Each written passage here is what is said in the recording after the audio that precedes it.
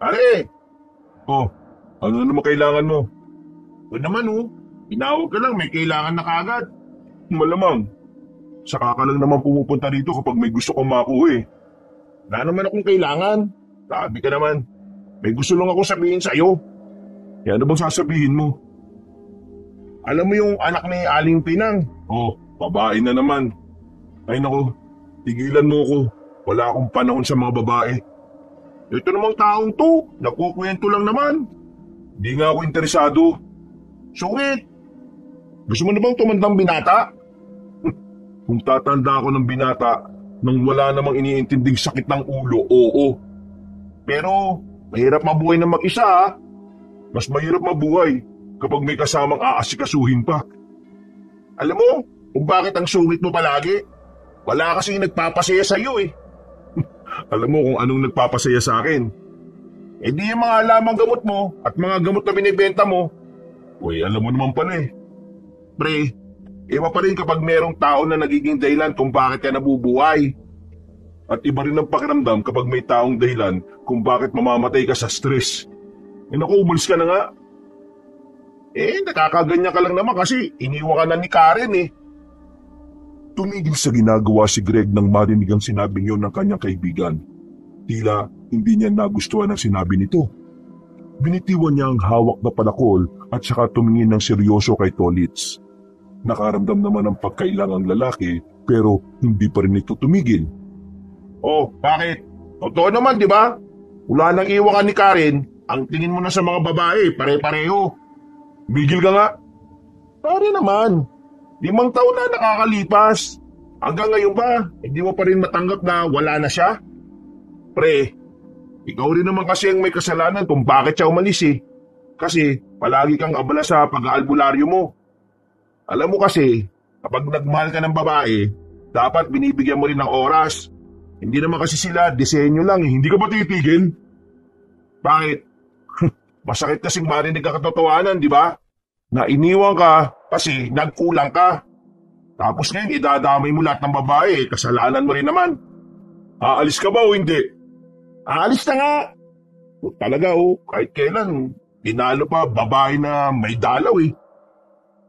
Napapailing na lamang na naglalakad ang lalaking si Tolitz. Si Greg naman, padabog na sinipa ang kahoy sa gilid. Hindi niya matanggap na tama ang sinasabi ni Tolitz. Sa kabilang banda, aminado rin naman siya na meron talaga siyang naging pagkukulang sa nakaraan niyang relasyon. Naupo siya sa gilid. Huminga siya ng malalim. Napapatulala na lamang siya sa pinapakulong mga dahon. Ay nako, visit talaga tong Tolitz na to. Kaya aga-aga naninira ng umaga eh. Nang matapos na niya ang pinakukuluan niya, nagtungo na siya sa bahay ng kanilang kapitan. Ihahatid niya ang halamang gamot na kanyang nagawa. Nang nasa harapan na siya ng malaking bahay, agad niyang kinausap ang gwardya. Pinapasok lang siya nito nang malaman na siya ang albularyong inaasahan ng kapitan. Pagpasok niya sa loob, ay inabutan niya ang kapitan sa paborito nitong tambayan, sa bakuran kung saan naroon ang mga panabong nitong manok. Oh, buti naman at nandito ka na. Bakit na talaga lalamunan ko eh. Sakto dating mo. Naubos na kasi yung unang binili ko sa iyo. Ilang araw na akong walang inom na ganito kaya balik na naman ang plema. Mas mabisa na to ngayon. May hinalo kong halaman na bago. Sinubukan ko na yan kaya alam kong epektibo yan. Eh paano mo naman nalaman na epektibo yan kung wala ka namang ubo? Ang totoo niyan, may ubo ko nung nakaraan pagkatapos kong maghatid sa iyo ng gamot. Sinadya kong magpahawa sa iyo para masubukan ko itong bago kong ginawa. Aba, pambihira ka talagang tao ka. Hindi ka dapat nagpapahawa para lang subukan yung gamot na yan. Baka mamaya may balala pala akong sakit eh, di nadamay ka pa. Kayo na ang bahala kung magkano ibibigay niyo sa akin, Kapitan. Basta ang mahalaga may gamot na kayo. Sandali lang. Bakit ho? Alam mo na ba kung paano gumawa ng gayuma? Pinag-aralan mo na ba? Kapitan, sinabi ko naman sa iyo, yung mga ganong gawain masama yun. Hindi ako gumagawa ng ganon. At kahit na kailan, hindi ko aaralin yun. Bakit ba gustong-gusto mo ng gayuma? Di ba nakwento ko naman sa'yo nung nakaraan na gusto ko magkabalikan kami ng asawa ko. Talagang ayaw na niya sa akin eh. Kung nagkulang ka sa kanya noon, hindi yan mapupunan ng gayuma. Niloloko mo lang ang sarili mo, Kapitan. Kung sakaling gayumahin mo siya, walang pag-ibig na namamagitan sa inyo noon. Alam mo kung ano? Kapangyarihang itim. Basta, kapag may kakilala kang albularyo sabihan mo kaagad ako. Hindi kita sasabihan. Gagamitin ka lang ng kasamaan eh. Magagalit lalo asawa mo kapag ganun ang ginawa mo. Eto naman, ninong mo naman ako eh. Ninong kita, pero kapitan ka ng barangay. Hindi ganyan ang ugali ng kapitan, no? Dapat meron kang paninindigan at prinsipyo. Kung may kasalanan ka sa asawa mo, bumawi ka ng patas. Yan ang gusto ko sa'yo eh. Meron kang dignidad sa lahat ng bagay. Kaya talaga, malaki ang tiwala ko sa'yo eh. Alam mo, Greg, inaanak nga kita. Ewan ko sa'yo nung kalimutan na natin yung tungkol sa gayuma. Mamayang gabi, baka gusto mo lang na umextra. Kulang ang mga bata ko eh. Roronda kami mamaya. Alam mo na, itong nakaraan may napapabalitang na-hold up dito sa atin eh. Yun yung susubukan namin pigilan gabi-gabi. Naku, ayoko nang umulit, Kapitan. Tama na yung isang beses lang. Ikaw ang bahala. Ako nagbibigay lang naman ako ng pagkakakitaan mo. Malakas pa naman ang kitaan dito sa pagiging albularyo ko at sa pagbibenta ng gamot. Huwag kayong mag-alala. Kapag meron ng nangisay sa mga binentahan ko, papasok ko bilang tanod nyo, Kapitan. Magsasalita pa sana ang Kapitan, pero agad na rin naglakad ng binata palabas ng bakuran. Napapakamot na lamang si Mang Roque. Habang naglalakad naman si Greg pabalik ng kanilang bahay, meron siyang nakasalubong na isang matandang babae. Hindi pa naman ito uugod-ugod, pero tila meron itong hinahanap. Lalagpasan na sana niya ito, pero bigla siya nitong kinausap. Iho, meron ka bang nakitang magandang babae rito sa barangay ninyo? Maputi siya, mahaba ang buhok. Basta, maladiwata ang mukha. Nagkakamali po yata kayo ng lugar na pinaghahanapan niyo sa kanya. Kahit po kasi kailan, hindi nagkaroon ng maganda dito sa barangay na to.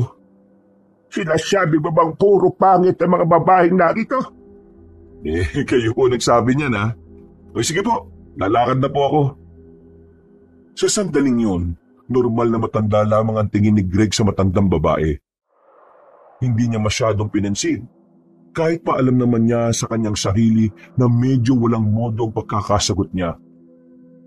Nang makauwi siya sa kanyang bahay, ay itinuon na lamang niya ang sarili sa kung ano-anong bagay. Kinabukasan, kakalabas pa lang niya sa kanyang bahay nang salubungin na naman siya ni Tolits. Agad na nagsalubong ang kilay niya dahil akala niya sisirain na naman ng kaibigan ng araw niya. Relax! Hindi naman ako nandito para magkwento ng tungkol sa mga babae. Nandito lang ako para ihatid sa iyo to. Pinabibigay ni Kapitan. Binigay ni Tolits ang daladalang tong plastik. Paghawak ni Greg, naramdaman niyang mainit-init pa yun. Nagkaroon kasi ng salo-salo kanina alas 6. Kami mga tanod. Ayun, naisip ni Kapitan na padalang ka. Mainit-init pa yan ha. Sinapo ko sa bagong sinaing eh. Ganun ba? Maraming salamat. Sakto, hindi pa ako nag-aalmusan. Pasensya na pala kahapon ha. Alam ko, medyo pangit yung mga sinabi ko. Hindi ko na dapat sinabi yung mga yun eh. Ayos lang. Totoo naman ang mga sinabi mo eh. Mahirap talagang tanggapin kapag may basehan yung paratang. Baka naman sumama loob mo sa akin ha. Hindi no. Bad trip lang ako sa'yo. Yung umaga naman kasi nabubisit ka eh. Pwede naman sa hapon. O sige, mamayang hapon bibisiting kita. Magtigil ka. Sasako kita eh. Nagtawanan na lamang ang dalawa. Naging maganda ang umaga ni Greg nung oras na yon. Pagdating naman ng hapon, nagtungo siya sa likuran ng kanyang bahay kung saan tanaw na tanaw ang ilog. Ang bira talaga mga naliligo dito, pati brief iniiwan. Kinuha niya ang sanga sa gilid. Sinukit niya ang brief at saka itinapon sa malayo. Magsasalok na sana siya ng tubig mula sa ilog nang bigla siyang makarinig ng boses ng babae na parang kinikiliti. Dahil sa kurisidad, pinuntahan ni Greg ang mga naririnig niya. Pagsilip niya sa likuran ng bato, nakita niya ang kilalang matandang lalaki sa kanilang lugar. Si Mang Danilo. Kilala ito sa pagiging babaero at pagiging manyakis. Nagtama ang tingin nila na matanda, habang ang babae naman ay tila hiyang-hiya. Ang bira ng mga albularyo na to, storbo eh. Di ba nakikita ang may gagawin kami? Nakikita ko kayo. Nakakita ako ng nakakadiring eksena. Nakakadiring eksena? Anong nakakadiri dito? Parang apo mo na yung babae na yun eh. Mawa ka naman oh. Yan ang pakialam mo. Hindi naman ito minor de edad ah. Wala akong pakialam. Kaya nga aalis na ako eh. Wisit. Puntahan ka sana ng aswang. Aalis na sana si Greg, pero napukaw na matanda ang kanyang atensyon. Ang salitang aswang ang kumuha ng interes niya para muling harapin si Mang Danilo. Bakit? Nakakita ka ba ng aswang? Hindi. Anong gagawin ko dun? Doon ka magtanong sa mga ngaso, huwag sa akin. Storbo ka eh. Nakakita sila ng aswang? Doon ka nga magtanong sa kanila, hindi sa akin. Pwede ba? Umalis ka na nga muna. Tutuloy na namin yung gagawin namin. Ngumisi na lamang si Greg at naglakad na lamang paalis. Nagsalok na lamang siya ng tubig at bumalik na rin sa kanyang bahay. Naging mabilis ang oras noon para kay Greg. Sa dami kasi ng ginawa niya, ay hindi na niya namalaya na sumapit na ang gabi. Uy, manayata. Nagyaya ka yatang mag-inom ngayon. Bakit, ayaw mo ba? Hindi umuwi ka na lang. Malamang gusto. Minsan lang ito mangyari, no? Pero seryoso, may problema ka ba? Wala naman. Bigla ko lang na-miss yung mga magulang ko. Naisip ko lang kasi, kung hindi siguro sila naghiwalay, masaya pa siguro kami ngayon. Nasaan na ba kasi si tito at tita? Si tatay, stay in sa Maynila. Si nanay, huli kong balita, may kinakasama na raw. Naintindihan ko naman yung nararamdaman mo, pre. Ang mahalaga ngayon ayos ka naman. Nakakasurvive ka naman araw-araw. Tingnan mo nga kahit ilang taon mo na silang hindi nakakasama kinakaya mo. Wala lang. Bigla ko lang na-miss yung pakiramdam na kumpleto ang pamilya. Alam mo, hindi naman sa minamalit ko yung sitwasyon mo, Pero kahit na ganyan yung nangyari sa pamilya mo, may nararamdaman akong inggit sa iyo Alam mo bakit? Kasi may tatay ka pa, may nanay ka pa. Pwede mo pa silang makita kapag ginusto mo. Ako, wala na talaga sila. Alam mo naman ang nangyari sa kanila, di ba? Kung hindi sana na-aksidente yung motor na sinasakyan nila, di sana buhay pa sila. Kung ayos lang, matanong lang kita. Ano yung una mong naisip nang mapagtanto mo na wala na yung mga magulang niyo? Siyempre, natakot ako. Dalawa lang kami magkapatid Tapos si ate pa, may sarili ng pamilya. Ako na lang mag-isa sa bahay. Halos pareho tayo ng buhay. Pareho tayong walang magulang. Ang pagkakaiba nga lang, yung iyo, buhay pa. Yung sa akin, wala na. Ang una kong naisip ko na magiging mahirap para sa akin yung mga susunod na araw, linggo at mga taon. Pero inisip ko na lang din na baka parating lang din ito ng pagsubok sa buhay ko na kailangan kong lampasan. Kasi ganun naman, di ba? May mga pangyayari sa buhay natin na akala natin sinasadya ng Diyos. Pero kasama pala sa pagkakataon natin yun para mas lalo tayong tumibay. Alam mo, may natututunan na naman ako sa'yo. Matino ka naman palang kausap kapag seryosohan Kainis ka naman pare. Naiiyak na ako. Buisit. Alam mo, para mawala tong lungkot natin, maligo na lang tayo dyan sa ilog. Ano ka ba? Gabi na malalim. Baka magkasakit pa tayo. O kaya, baka mabati ka pa. Sige na, ayun lang Tara na, dali na lang natin itong lambanok. Tapos, sa batuan tayo mag-inom. O di ba? Parang camping lang. Napapayag ni Tolit si Greg. Medyo may tama na rin kasi ito kaya kahit na papaano ay nabawasan na ang pagiging seryoso nitong tao. Ilang lakaran lang naman ay nakarating na rin sila sa ilog. Naganap sila ng mas magandang pwesto hanggang sa nakarating na nga sila sa ibabaw ng malaking bato. Inilapag nila ang alak at pulutan doon. Nag-ipon ng mga tuyong kahoy para magpaapoy. Nang magsimula na sila, merong kakaibang nakita ang binatang si Tolits. Pre, tingnan mo, tao ba yun? Ha? Saan? Gastok. Ayun o, yung sa batuan. Teka, diyan ka lang, lalapitan ko. Lakas loob na naglakad si Greg patungo roon. Nang malapitan na niya yon, ay kagad niya itong sinuri. Nang laki ang kanyang mga mata nang makita ang isang babaeng nakahiga habang ang kalahating katawan nito ay nakababad sa tubig. Sinong babae ito? Gagi, tao yan pre. Patay na yata yan eh. Marahang inawakan ni Greg ang leeg ng babae. Dito na niya napagtanto na may pulso pa pala yun. Gasti, Buhay pa to. Tara, tulungan mo ako. Ha? Anong gagawin natin dyan? iaahon natin. Baka mamaya tumas ang tubig. Malulunod to ng tuluyan. Baka naman, papagbintangan tayo dyan.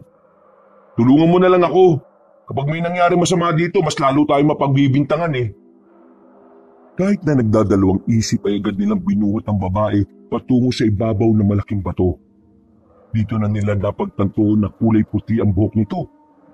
Nang tapatan nila ng ilaw ang mukha ng dalaga, nakita nila ang kagandahan nito na tila isang anghel. Napaka-perpekto na mukha. Para bang walang kapintasan. Gagi pre, sobrang ganda naman ito. Ano kaya nangyari dito? Tolits, punta si Ninong. Sabi mo may nakita tayong babae rito. Huwag mong ipapaalam sa iba ha, sa kanya mo lang sasabihin.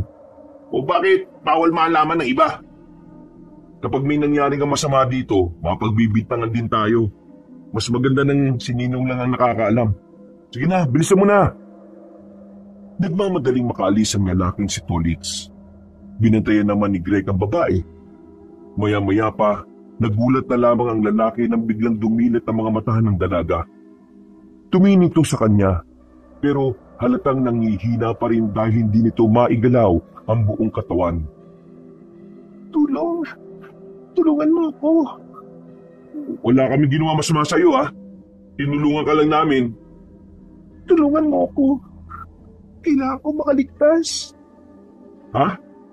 Teka, ano bang nangyari sa iyo? Nakikiusap ako.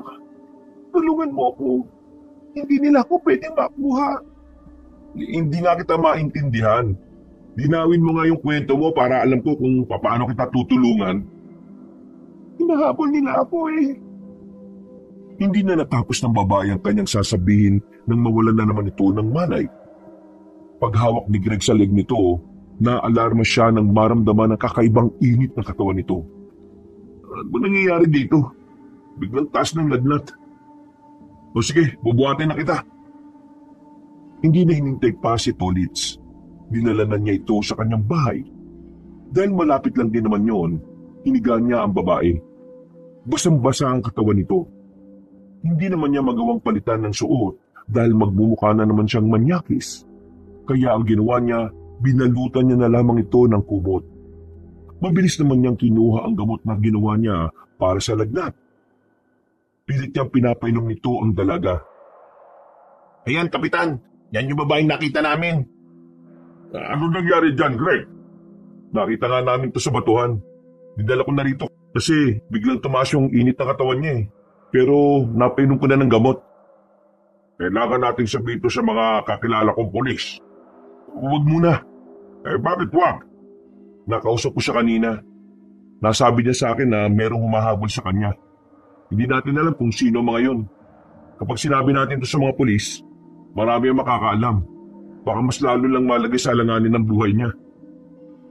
Ayos, pre. Ngayon nakikita ko ng concern ka na ulit sa babae. Sira ulo. Ginagawa ko lang to kasi pakiramdam ko, responsibilidad natin siya kasi tayo nakakita sa kanya.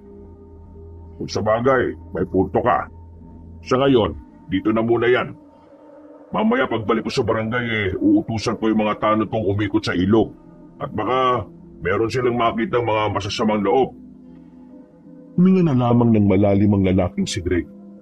Hindi kasi ito makapaniwala na sa isang iglap, biglang magbabagong takbo ng gabi nila ni Tolits. Binantayan nila ang dalaga.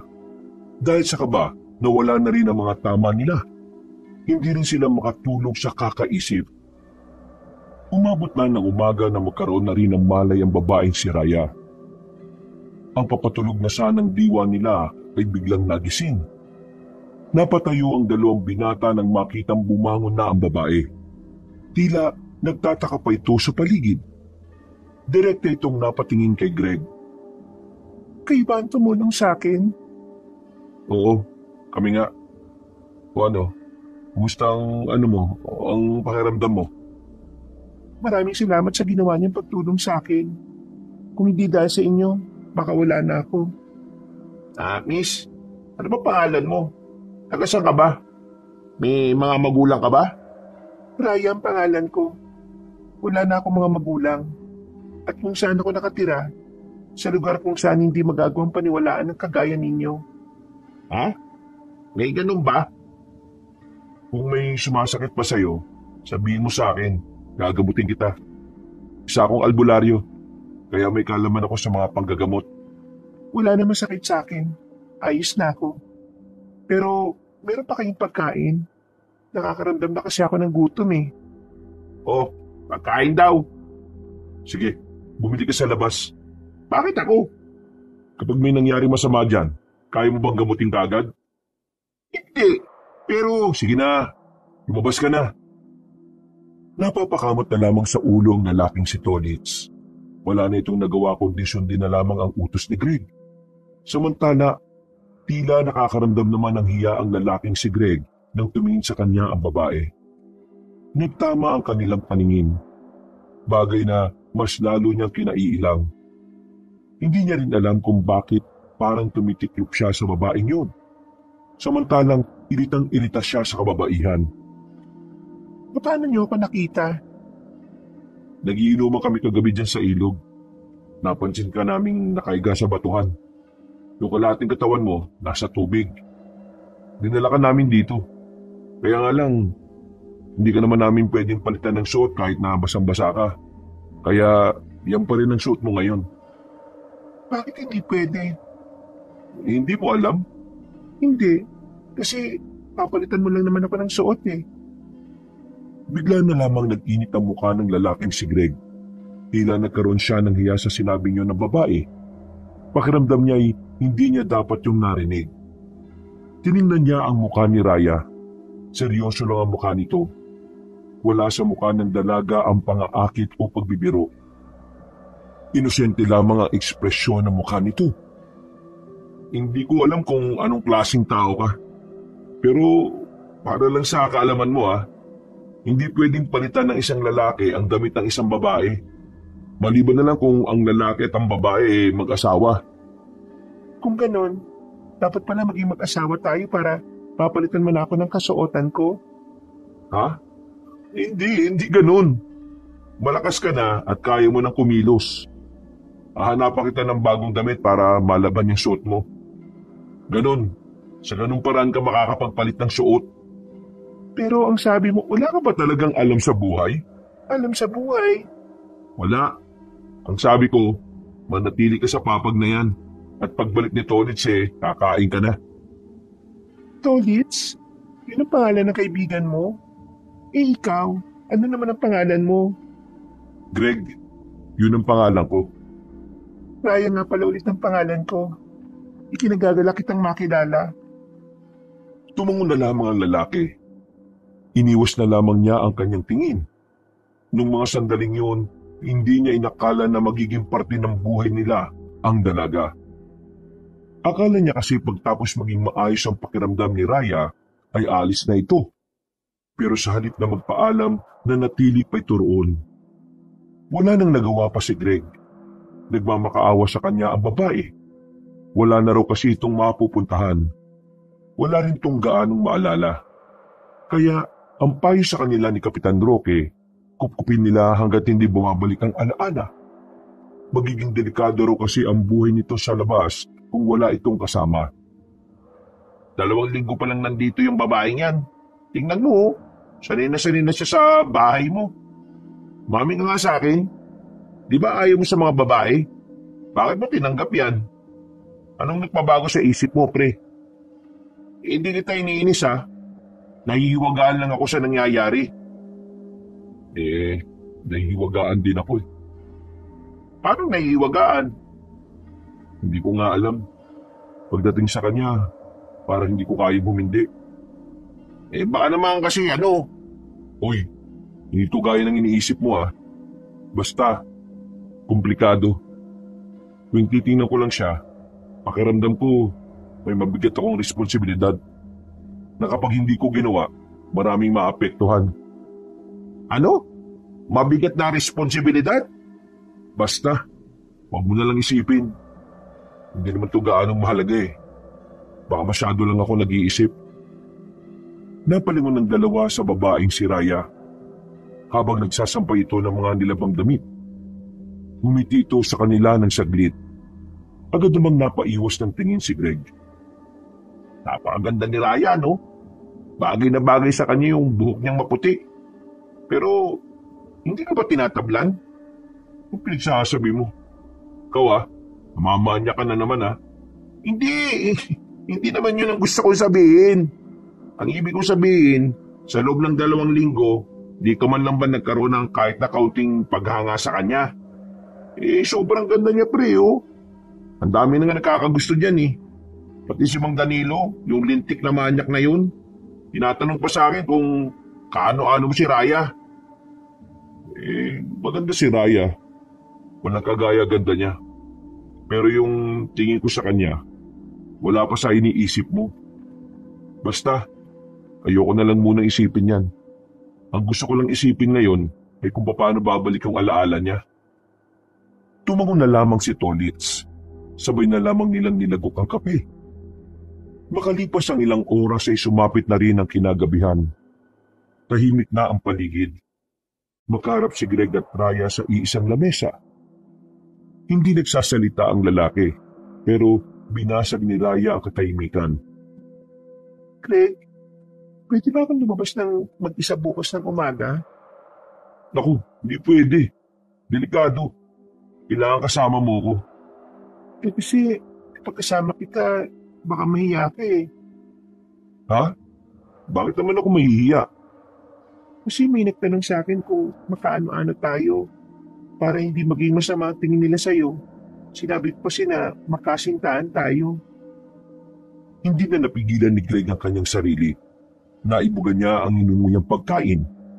Bumulwak ang kanin sa mukha ng dalaga. Pero sa halip na magalit, napangiti pa si Raya. Ganito ba ang bagong paraan ng paghilamos? Kanin na mula sa bibig ang ginagamit?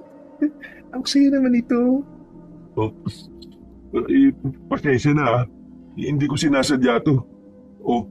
Pamunas. Punasan mo yung mukha mo. Maraming salamat. Pero di naman ako galit eh. Bakit mo sinabi na magkasintahan tayo? Kahit na hindi naman totoo. Nagsinungaling ka pa sa iba eh. Masama ba magsinungaling? Malamang. Anong klaseng tanong yan? Saan lupad ka ba galing at bakit parang ang dami mo namang yatang hindi alam? Ang tanda mo na eh, no? Kung masama pa lang magsinungaling, dapat lang na totohanin na natin ito para ang kasinungalingan na sinasabi ko ay maging katotohanan. Ha? Sinasabi mo dyan? Maging magkasintahan na tayo. Malamang, hindi mo na naman alam yung sinasabi mo. Ang mabuti pa, kumain ka na lang dyan, no? Ngumiti si Raya. Iwas na iwas naman ding tumingin ng lalaki. Hindi niya kayang tingnan si Raya ng malapitan habang nakangiti ito. Matapos ang kanilang hapunan, inasikaso na lamang ni Greg ang mga gamot na inilaga niya. Isa-isa niya yung inilagay sa bote. Naalala na naman niya ang sinabi ni Raya sa kanya. Hindi niya maiwasang hindi mapangiti. Pero agad din naman niyang binawi ang ngiti niya. Para sa kanya, Hindi tama na humanga siya sa babaeng kagaya ni Raya. Nawala man ang pagkakakinanlan na maayos at mas lalong hindi tamang umibig siya rito. Kinaumagahan, Greg! Greg! Gising! Gising na! "Ha? Ano ba yun? Bumalik ka nga sa kwarto mo. Natutulog pa ako eh." Gising na! Bago na dali! "Ano ba kasi yun?" Pahinging pera. "Ha? Ang gagawin mo sa pera?" "Yan kaagad eh. Natuto ko na rin humingi ng pera ha." Bilisan mo! Papalayo na yung nagtitinda ng tabo. Agad na dumukot si Greg ng pera at ibinigay sa babae. Mabilis namang tumakbo si Raya papunta sa labas. Napapakamot na lamang din si Greg sa ulo dahil para siyang may kasamang bata sa bahay niya. Nagtitinda ng tabo ang potek. Baka taho. Dahil gising na rin naman ang kanyang diwa, bumangon na lang din siya at lumabas. Lalabas na sana siya ng kanilang bakuran para sundan si Raya. Pero nakita niya ang mga tanod ni Mang Roque na tila nagmamadali. Kasama nga sa mga tanod si Tolits, kaya hinila niya yun nang makita niya roon. "Ano nangyayari? Kaaga-aga." May nakapagsumbong sa amin. May nakita aswang sa gubat ngayon lang. "Ha? Aswang? Seryoso ba?" Ikukumpirma pa namin. Ang sabi ng mga nangangaso kanina, may nakita silang 2 aswang. May hila-hilang malita kalabaw.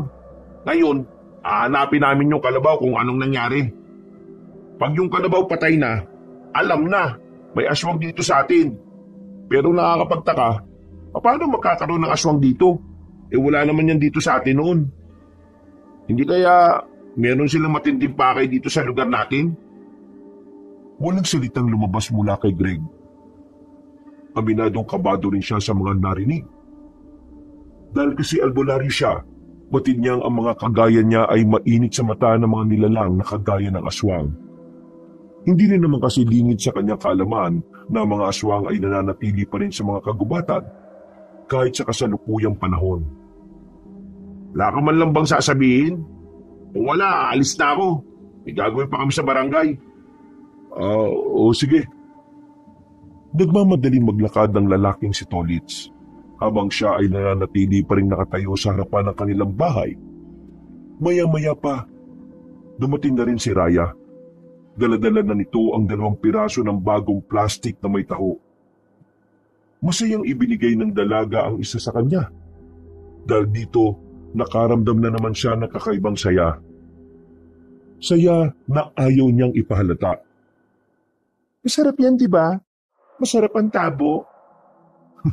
Taho ang tawag dyan, hindi tabo. Taho pala. Napapiling na lamang si Greg. Papasok na sana siya sa loob ng bakuran nang biglang napadaan ang manyakis na si Mang Danilo. Bigla itong lumapit sa kanila, partikular sa babaeng si Raya. Tiningnan na matandang lalaki mula ulo hanggang paa ang dalaga. Bagay na ikinagalit naman ni Greg. Uy, ginagawa mo? Ginagawa ko? Wala. Nitingnan ko lang yung kagandahan ng babaeng ito. Bastos ka. Anong bastos? Masama bang tingnan siya dahil maganda siya? Yung tingin mo, para kang nagmamanyak eh. O yan ka na naman eh. Kung makaakusa ka sa akin, parang kilalang-kilala mo ako ah. Bakit?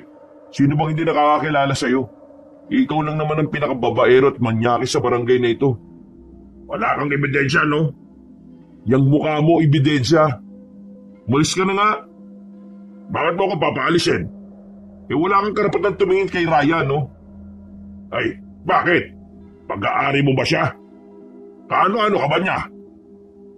Sandaling tiningnan ni Greg ang babaeng nakangiti. Ayaw man niyang sabihin, pero isa lang ang alam niyang paraan para lumayas na ang matandang lalaki. Huminga na siya ng malalim at saka binalikan ng tingin ng matanda. Girlfriend ko siya, kaya iwasan mo na siya ha. Kung ayaw mo magkaroon tayo ng problema. Girlfriend? Ikaw? Siya? Binatulang ka nito? Ha, pambihira naman. Paano nangyari yon? Kung ikaw nga pinapatulan ng mga babaeng magaganda at mas bata Ako pa kaya na binata at mas may itsura kaysa sa'yo. Ano sinabi mo? Nagsasabi ako ng totoo, no? Sandali lang. Magkaibigan ba kayong dalawa? Bakit ang tagal nyo nag-uusap? At bakit parang mukha naman kayong masaya? Masaya, ah? Mukha ba ako masaya? Nilalait ako ng boyfriend mong pangit. Boyfriend? Umalis ka na, Mang Danilo. Ayaw kong makapanakit ng tao. Ang sabihin mo, ginamitan mo ng gayuma yung babaeng yan. Hindi ka alis? Nang kumuha ng walis ningting ang lalaking si Greg, ay nagmamadali na yung umalis. Si Raya naman sa gilid, nakatingin lang sa kanya. Para itong bata na walang kalam-alam sa pinag-uusapan na matanda. Anong ibig niyang sabihin boyfriend at girlfriend? Sige na, pumasok ka na sa loob. Nauna nang naglakad si Greg papasok sa loob. Mga bandang tanghali, isinama na lamang niya si Raya sa pag-alis dahil hindi maaring maiwan ito ng mag-isa sa bahay. Habang naglalakad, nakatingin sa kanila ang mga kalalakihan na nadadaanan nila. Ilitang-ilita na siya sa mga nakatingin, pero wala siyang magagawa. Literal na diwata naman kasi talaga ang itsura ng babae. Saan tayo pupunta? Akala ko ba bawal ako lumabas? Walang magbabantay sa'yo, kaya isasama na lang kita. Sabi mo matanda na ako, kaya bakit kailangan mo pa akong bantayan? Para kang bata eh. Ang dami mong hindi alam. Kaya hindi ako kampante na iwan ka. Uy, pre, saan ang punta mo? Mag-date kayo? Baliw.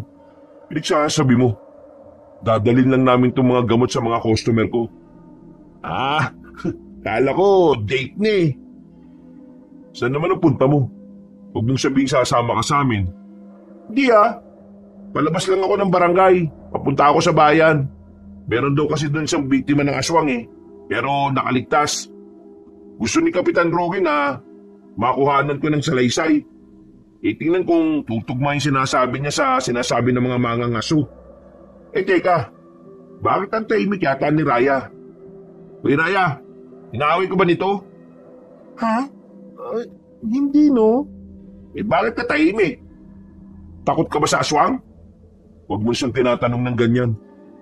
Alam mo naman kung gaano ka-inosente ang babaeng yan eh. Tondits, anong ibig sabihin ng girlfriend at boyfriend? Nang marinig ni Greg ang sinabing yun ng dalaga, ay biglang lumakas ang tibok ng kanyang puso.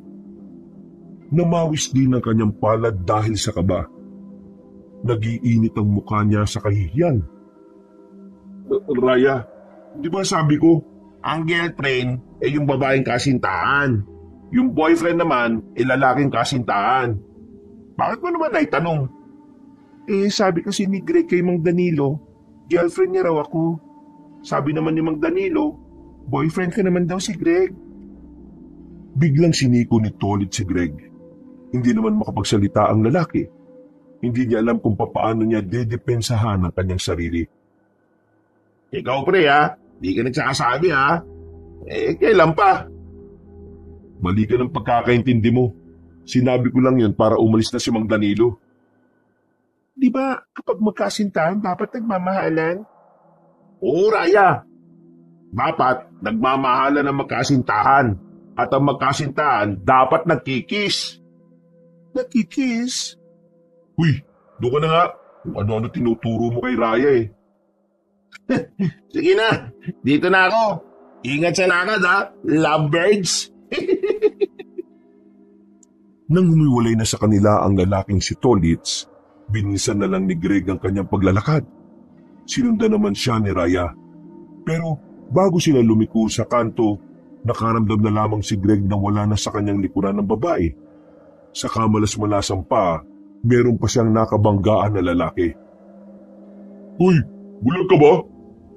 Pasensya na, may tinitingnan kasi ako eh. Huwag kang maglakad kung di mo kayang gamitin ng maayos yung mga mata mo ha. Ha? Ba't na ba pinanglalakad? Uy, ano? Nako, wala akong panahon makipagsagutan sa'yo ngayon. Nawawala kasama ko.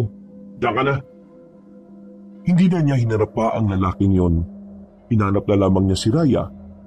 Natagpuan niya ang dalaga na nagtatago sa likuran ng kulungan ng mga manok. Nanginginig pa ito. Takot na takot. Parang maiiyak na. O Raya, ako to si Greg. Bakit? Ano problema?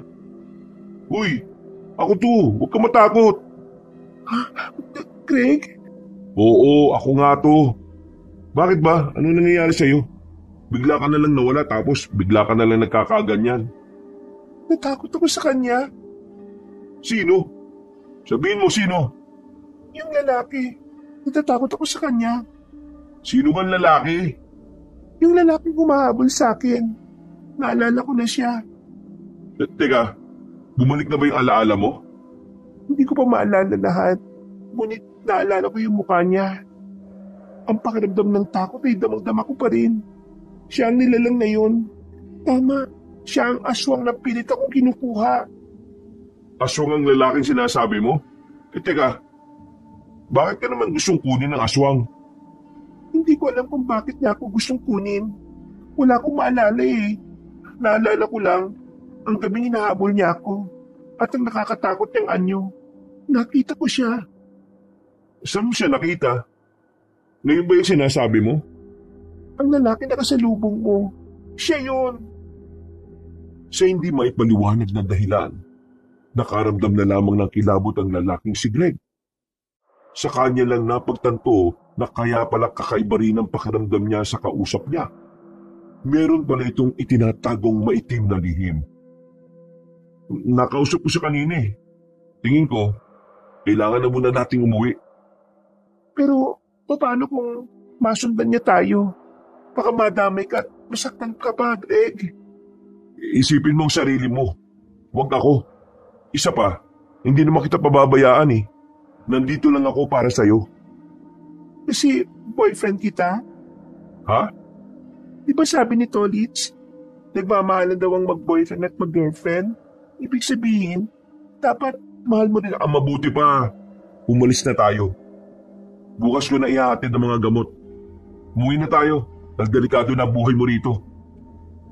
Hinawakan na lamang ni Greg ang kamay ng babae at sabay na rin silang bumalik.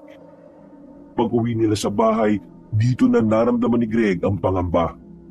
Habang abalang dalagang si Raya sa loob, palihim siyang nagtungo sa silong ng kanyang bahay. Kinuha niya roon ang mga lumang libro tungkol sa mga aswang. Sinimulan na niyang basahin ang mga nakalagay doon. Gusto niyang paghandaan ng maaaring paglapit ng mga aswang kay Raya. Malakas kasi ang kutob niya na mga susunod na araw maaaring malagyan na sa mas mapanganib na sitwasyon ang buhay ng babae. Kailangan ko mapag-aralan ng mga bagay na may kinalaman sa mga aswang. Kailangan kong protektahan si Raya. Maagang bumangon si Greg. Pagtingin niya sa silid ng dalaga ay wala roon si Raya. Kinakabahan siya agad. Nagmamadali siyang tumungo sa labas. Inabutan niya si Raya at Tolitz na abalang nagluluto. Nakahinga siya ng maluwag. Ang buong akala niya ay meron nang nangyari sa babae. Anong meron? Ha? Wala naman. Tinuturuan ko lang si Raya magluto. Ang sabi kasi niya, dapat ang girlfriend pinaglulutuan ng boyfriend. Ikaw Greg, siraulo ka talaga ah. Kung ano-ano yung sinasalpak mo sa utak niyan eh. Nung umagang yon ay sabay-sabay na silang kumain. Masayang-masaya ang babaeng si Raya. Habang si Greg naman ay pasimpleng tumitingin sa babae. Hindi niya maiwasang hindi suyapan ang kagandahan nito. Habang tumatagal, gumaganda ito ng gumaganda sa paningin niya. Para bang mas lalo niyang nabibigyan ng halaga kung anuman ang itsura ng panloob at panlabas na anyo ni Raya. Matapos nilang kumain, umalis na muna si Tolitz. Sila na lamang ang naiiwang dalawa. Gusto sanang umalis ni Greg para ihatid ang mga gamot na nagawa niya. Pero naisip niyang manatili na lamang muna sa bahay. Masyado kasi siyang nag-aalala para kay Raya. Greg, masarap ba luto ko kanina? Ha? Oo, masarap. Pero hindi naman ikaw nagluto nun eh, si Tolitz eh. Ako nagluto nun. Kapag hindi ikaw nagtimpla, hindi ikaw ang nagluto nun. Ganun ba yun? Greg, pwede ba ako maligo sa ilog? Hindi pwede. Mag-isa ka lang dun eh. E di sumama ka. Naiibang ka na ba? Nahihibang. Maligo ka sa banyo. Di yung kung saan-saan ka mapapadpad. Napapakamot na lamang sa ulo ang babaeng si Raya dahil hindi nasunod ang kanyang gusto. Dito ka lang. Lalabas lang ako para bumili ng tanglad. Wala nang tanglad sa taniman ko eh. Tumangulang ang babae sa kanya. Lumabas na rin si Greg. Habang naglalakad siya ay nakasalubong na naman niya ang matandang babae. Pamilyar yun sa kanya. Yun ang matandang babae na nagtanong sa kanya nung nakaraang araw. Hindi na sana niya papansinin, ang kaso ay humarang na naman ito sa kanyang daraanan. Bumuntong hininga ang lalaki. Nakakaramdam siya ng asar sa matanda. Iho, nakita mo ba yung babaeng maganda? Ano siya eh, matangkad, maputi. Naitanong niyo na po yan nung nakaraan sa akin. At isa lang naman ang sagot ko dyan eh. Wala akong alam. Ay, ganun ba? Basta, kapag nakita mo siya, hanapin mo lang ako sa kabilang baryo. Mahalugad ang pangalan ko. Kano-ano niyo ba yung babaeng hinahanap niyo? Anak ko siya. Ilang araw na siyang nawawala. Maganda siya, maputi, matangkad, at kulay puti ang buhok niya. Agad na pumasok sa isipan ni Greg ang babaeng si Raya. Hindi siya maaaring magkamali. Malaki ang tsansa na si Raya ang hinahanap na matanda. Pero hindi muna siya naging kampante at komportable dun sa matanda. Dahil nasa panganib ang buhay ni Raya, wala siyang pinagkakatiwala ang tao. Ay nako, wala akong panahon sa ganyan. Pasensya na ho kayo. Ay, pasensya na rin sa abala. Naglakad na si Greg palayo.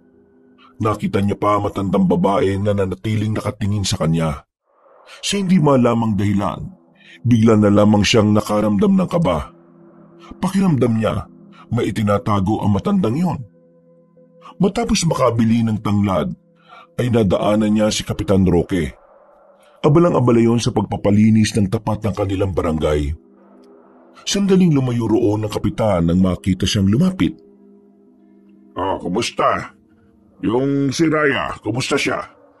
Nagiging maayos na ba yung relasyon ninyo? Kapitan, wala namang namamagitan sa amin ng tao. Ayaw ko rin namang samantalayin yung pagkawala ng memorya niya. Kaya lang naman siya sa bahay kasi gusto kong tulungan siya na maalala yung mga bagay na tungkol sa kanya. Ay nako, kala ko naman may maganda nang nangyayari. May baho tayo, Kapitan. Anong balita dun sa mga aswang? Kumpirmado, yung biktima na survivor sa bayan, tugma ang kwento niya sa mga sinabi ng mga ngaso. Yung aswang, hindi naman taga rito. At mukhang wala naman daw talagang balak manggulo sa lugar natin. Napatigil lang sa gubat na malapit sa atin kasi biglang nagutom. Kinain yung kalabaw. Wala na patay na yung kalabaw nang nakita namin. Sabihan niyo yung mga bata niyo na magdala palagi ng bawang. Mabisang pangontra yun sa mga aswang. Ay, oo nga pala. Albularyo ka nga pala. Marami kang alam sa mga ganito. Ano pang alam mo na pwedeng gamitin sa mga salot na yon? Hindi porke albularyo ko marami na akong alam. Basta, umiwas na lang kayo.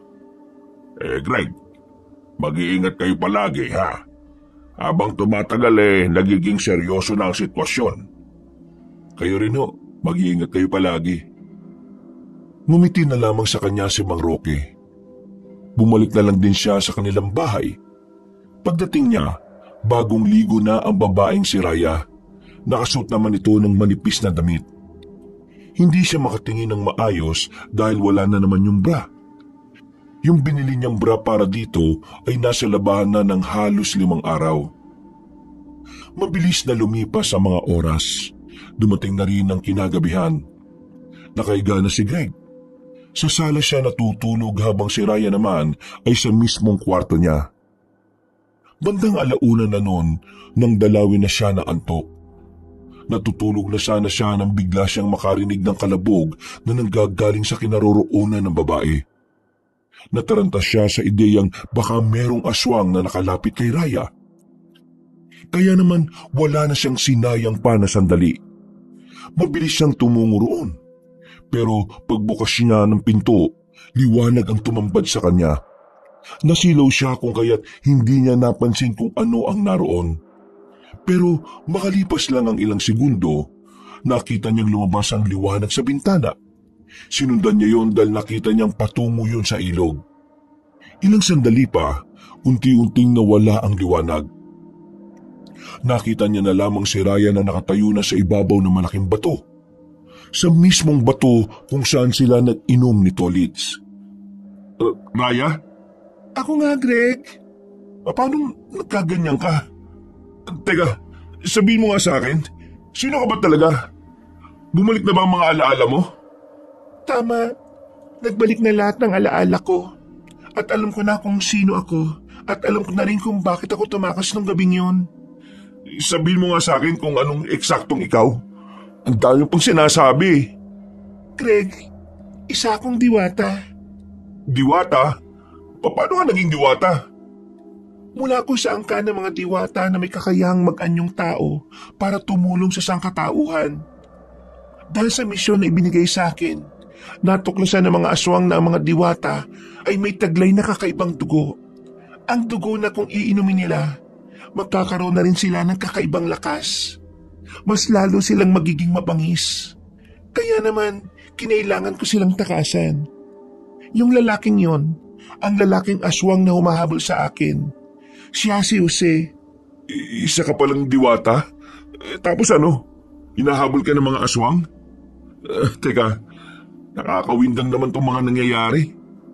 Masaya ako dahil ang mga nag-alaga sa akin ay mga tamang tao, Greg. Ikaw ang kailangan ko para makabalik ako sa amin. Ha? Pinagsasabi mo? Ang medalyon na dala-dala ko, nakuha nila yon sa akin. Ako lang ang makakagamit nun. Yun kasi ang ginagamit para buksan ang lagusan papunta sa aming mundo. Kailangan ko mabawi yun sa kanila. At ano naman ang magagawa ko dyan, Raya? Kita mo naman na isang pangkaraniwang albularyo lang naman ako. Nagtitinda lang ako ng mga gamot at paminsan-minsan naman naghihilot rin. Ako ang bahala sa iyo, Greg. May kakayahan ako makapagbigay ng munting kapangyarihan na maaari mong magamit laban sa kasamaan. Hindi kita Hindi. Ayoko. Ilalagay ko lang ang sarili ko sa alanganin. At saka, tama na yung abala na ginawa mo sa akin. Tinulungan na kitang makaalala. Ngayon, nakakaalala ka na. Huwag mo na akong guluhin. Pakiusap lang. Pinapalis mo na ba ako? Parang ganun na nga. Di ba, ganun naman ang usapan nating dalawa. Sa oras na magbalik na ang alaala mo, aalis ka na rito at babalik ka na sa inyo. Pero hindi ako makakabalik sa amin hanggat wala yung medalyon. At makukuha ko lang ang medalyon na yon kung tutulungan mo ako. Ay nako, alam mo mabuti pa, kausapin mo si Tolitz at siya ang kulitin mong kumuha ng medalyon na yon. Hindi siya ang karapat-dapat. Ikaw lang na may kaalaman sa mga aswang ang maaaring gumawa ng misyon. Wow may misyon na kaagad Ayoko no? Sige na, nakikiusap ako sa iyo, Greg. Kailangan ko nang umalis dito sa mundo ninyo dahil kapag nagtagumpay ang mga aswang, bukod sa mawawala na ako, magdudulot pa ito ng kaguluhan sa mga tao. Ay nako, sawang-sawa na akong tumulong sa mga taong alam kong mawawala rin naman sa akin balang araw. Kaya pwede ba, iba na lang, wag ako? Hindi kita mamadaliin. Hahayaan kita makapag-isip-isip. Pero sana, huwag mo muna akong paalisin sa bahay mo. Wala akong mapupuntahan. Kapag nakahanap ako ng ibang tutulong sa akin, o kaya kapag tinulungan mo na ako, saka na ako aalis. 1 linggo. Kapag wala pa rin nangyari, umalis ka na. Bakit parang galit ka sa akin? May nagawa ba ako masama? Pumasok-pasok ka sa buhay ko tapos gusto mo na rin umalis? Anong tingin mo sa akin? Waiting shed? Titigilan mo lang tapos aalis ka agad kapag nabagot? Ano? Hindi ko maintindihan yung gusto mong ipaiwatig. Ewan ko sa'yo. Bumalik ka na sa bahay. Naantok na ako. Sandali lang. Ano na naman? Naglakad ang dalaga palapit sa kanya. Hinawakan nito ang kanyang 2 kamay at tumingin sa kanya ng seryoso. Mga ilang sandali lamang naramdaman na lang ni Greg ang kakaibang lakas na nananalaytay sa kanyang katawan. Anong nangyayari sa akin? Bakit parang may nararamdaman akong hindi ko mapaliwanag? Pinigyan kita ng kakaunting proteksyon, kakaunting lakas para sa oras na malagay sa alanganin ng sarili mo. Kakayanin mong lumaban. Naku, ang kulit mo. Sinabi ko na nga, Kailangan mo ito, Greg. Dahil sa oras na malaman nila na magkasama tayo, malalagay ka rin sa panganib. Kapag nakapagdesisyon ka na, magsabi ka kagad.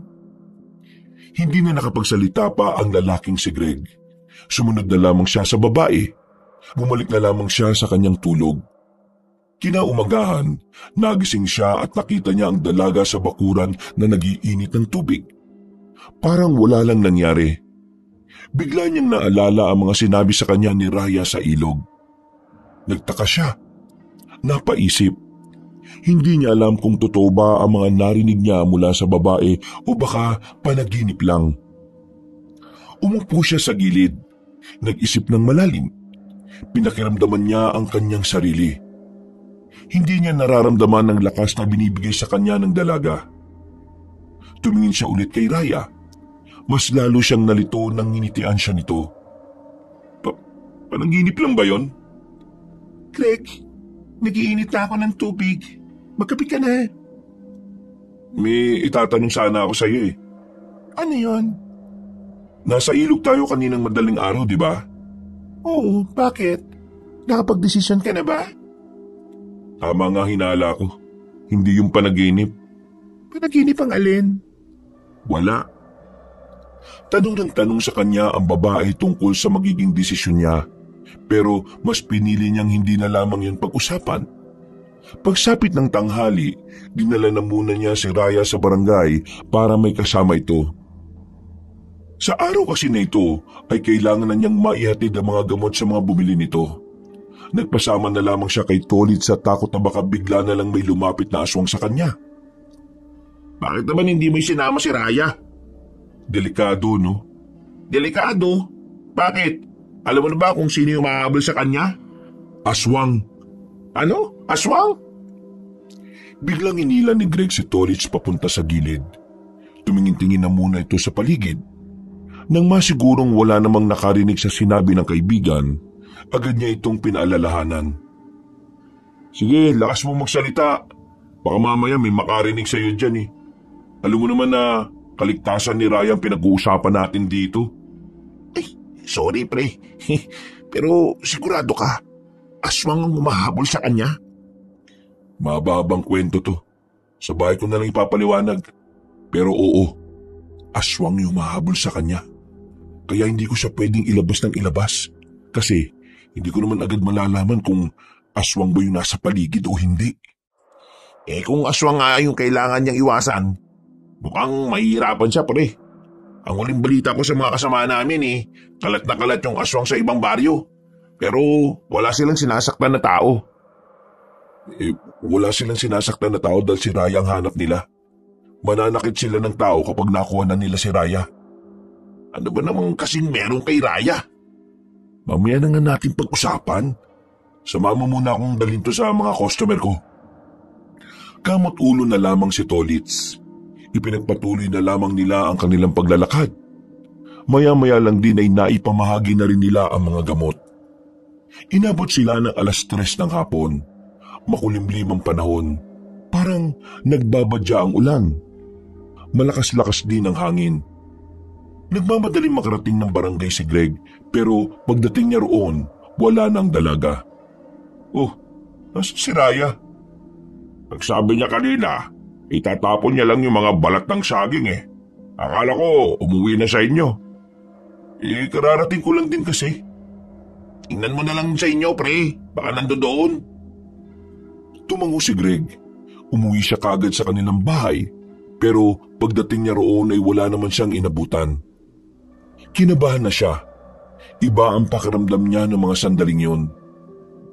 Wisit naman talagang buhay to. Kararating ko lang eh. Hindi mapakali si Greg, kaya hinanap niya ng hinanap ang dalaga sa kanilang barangay.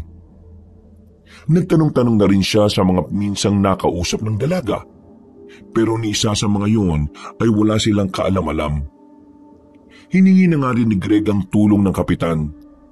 Pero inabutan na lang sila ng malakas na ulan ay wala pa rin silang nahanap na babae.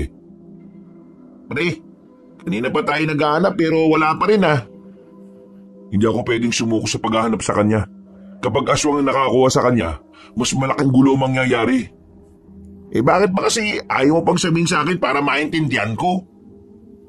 Pre, diwata si Raya. Napatamimi si Tolit sandali habang nakasilong sila sa gilid. Hindi ito makapaniwala nung una at inakala nitong nagbibiro lamang si Greg. Pero nanatiling seryoso ang binata. Isang diwata si Raya. Itong nakarang gabi, nagbalik na yung alaala niya. Kilala na rin niya kung sino yung aswang na humahabol sa kanya. Gagawin siyang kasangkapan ng mga aswang para maging immortal at malalakas sila. Nako, komplikado naman pala yung sitwasyon na to. Saan ba galing niya si Raya? Kung diwata siya, di bumalik na lang siya sa kanila para ligtas siya. Yung problema, hindi naman siya taga rito sa mundo natin. Taga ibang dimensyon siya. Sa mundo mismo ng mga diwata. Kailangan niya mabawi sa mga aswang yung medalyon na nakakapagbukas ng lagusan pabalik sa kanilang mundo. Bumuntong hininga na lamang si Tolits. Parang nanakit din ang ulo nito sa kakaintindi. Tara, hanapin na natin. Pasukin na natin yung gubat, pre. Wala na tayong talagang choice. Gubat na lang talaga yung uling lugar na pwede nating paghanapan sa kanya. Kahit na nababasa na sila ng ulan ay wala silang pakialam. Pinasok nila kagad ang masukal na kagubatan. Hindi na nila inintindi ang posibilidad na baka tamaan sila ng kidlat. Raya! Nasaan ka na? Miss ka na ng boyfriend mo! Uy, umuwi ka na kaya? Biro lang naman Di ako nakikipagbiruan Seryosohin mo to. Oo na. Sige na, dun sa bandang yun. Tingnan natin yung daan dun. Magdaan-daan ka lang sa paglalakad. Madilim at madulas. Nang kalahating oras na nilang hinahanap ang babaeng si Raya, nakakita na sila ng mga bakas. Nakita nila ang tsinelas na ginamit ni Raya. Naiwan ng kabilang pares. Dahil dito, mas lalong kinabahan na ang lalaking si Greg. Pero hindi ito nawala ng pag-asa. Kahit na alam niyang delikado at wala naman siyang karanasan sa pakikipaglaban sa mga aswang, nilakasan na lamang niya ang kanyang loob. Halos wala na silang makita sa kagubatan ng mga sandaling yon. Malakas ang ulan at malakas rin ang hangin. Kaya naman minabuti na lamang muna nilang gumilid. Nagtago sila sa malaking puno ng akasya. Ginaw na ginaw ang dalawa. Pero mas nangibabog para sa kanila ang kagustuang mahanap ang babae. Nang humina na ng bahagya ang ulan, sinubukan na rin nilang ipagpatuloy ang kanilang paglalakad.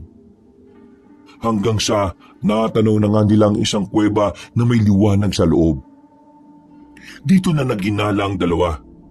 Pakiramdam nila naroon ang babae. Kaya naman dali-dali na silang tumungo roon. Inihanda na rin nila ang dalang itak. Papasukin natin. Umanda ka. Mahigpit ang hawak ni Greg sa itak. Pagpasok nila sa loob, tila hindi na nila naramdaman ang lamig. Kumakabog na kasi ang kanilang dibdib.